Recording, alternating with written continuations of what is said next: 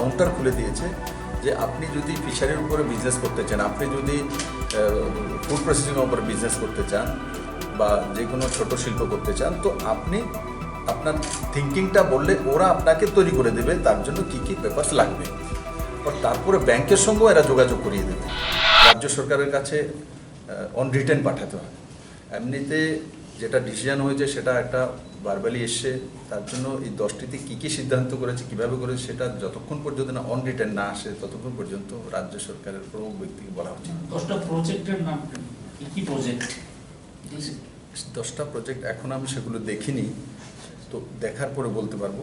কেননা বিধানসভার কারণে আমি বিধানসভা তৈরির জন্য, কারণ আজকে আমার কোশ্চেন ডে ছিল, ওর স্বাভাবিক কারণে আরও বিষয় রয়েছে, তো তার মধ্যে আমি কালকে থেকে ব্যস্ত ছিলাম, তো আপনাদেরকে আমি অবগত করিয়ে দেবো। বা আমার কত পরিমাণ ধূপকাঠির সমাজ মানে আগে যেত বা আগে টোটাল কত যেত, এটা তো ধীরে ধীরে কমেছে। একদম পুরো ডাটা দেখতে হবে, ডাটা না দেখে বলা উচিত না, কিন্তু এটা আমি আপনারা জানেন, আমিও অবগত আছি যে বড় মাত্রায় এই শিল্পের সঙ্গে ত্রিপুরার জনসাধারণ রয়েছেন, তাদের জন্য বড় একটা রোজগারের রাস্তা করেছে। আর আমি রাজ্য সরকারের পক্ষ থেকে আমরা সেটাই চেষ্টা করব যাতে এই ইন্ডাস্ট্রিটাই এখানে তৈরি হয়। ব্যাঙ্গালোরে আমরা শোলা বেচবো, ওখানে শোলা বেচে এখানে আমরা প্রোডাকশন করতে পারি ইন্ডাস্ট্রি লাগিয়ে, তো এতে আরও বেশি রোজগার পাবে।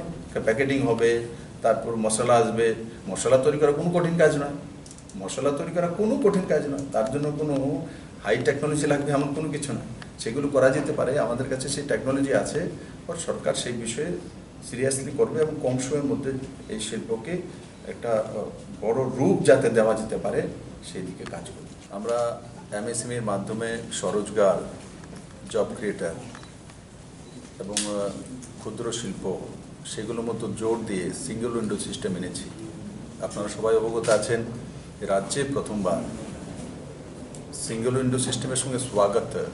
যেটা অসুবিধা হতো, আমি একসময় গ্রামের ছেলে, লোন নেব, কোনো কিছু কাজ করব মানসিকতা ছিল, কিন্তু লোন নেব তার জন্য পেপারস কীভাবে তৈরি করব তার জন্য গ্রামে নেই, বা তার ব্যবস্থা করার জন্য কোনো কাউন্টার নেই।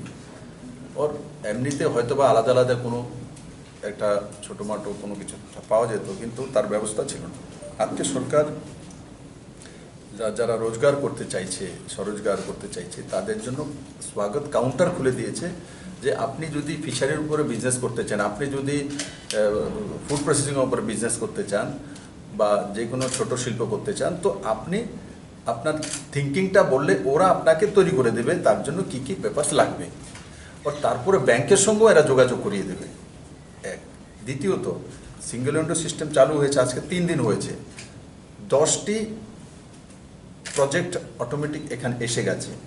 আর তার মধ্যেই প্রথমবার একসঙ্গে উইদিন মান্থ 19টি ডিপার্টমেন্টের ক্লিয়ারেন্স আপনি পেয়ে যাবেন। আর যদি 19টি ডিপার্টমেন্ট ওই 1 মাসের মধ্যে না দিতে পারে, আপনি খুদ সেলফ অ্যাফিডেভিট দিয়ে সেই কাজগুলো আপনি শুরু করে দিতে পারবেন। আফটার কমপ্লিটেশন আপনি সেটা যে আপনি যেই নিয়ম নীতিগুলি রয়েছে সেগুলি কমপ্লিট করেছেন কি না সেটা তখন ইন্সপেকশন করে, যদি না হয় তখন আপনার উপর কার্যবাহী হবে, আপনাকে আটকিয়ে রাখা হবে না।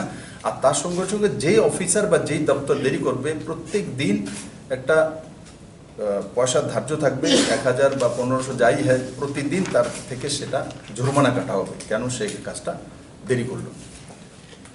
এই যে সিঙ্গেল উইন্ডো সিস্টেম বা শিল্প উন্নয়নের দিকে রাজ্য সরকার যাচ্ছে, তার একটা বড় সফলতা নরেন্দ্র মোদী সরকার থেকে এসে আমরা তৎকালীন কমার্স মিনিস্টার সুরেশ প্রভুর কাছেই চিঠি লিখেছিলাম যে আমাদের ত্রিপুরা রাজ্যে ব্যাম্বু রয়েছে এবং ধূপকাঠির যে শলা সেগুলো একটা বড় অঞ্চলে কুমারঘাট নিয়ে, নলছর নিয়ে, কাকরাবন নিয়ে, সেটা একটা ক্ষুদ্র শিল্পের পেশা রয়েছে ত্রিপুরাতে।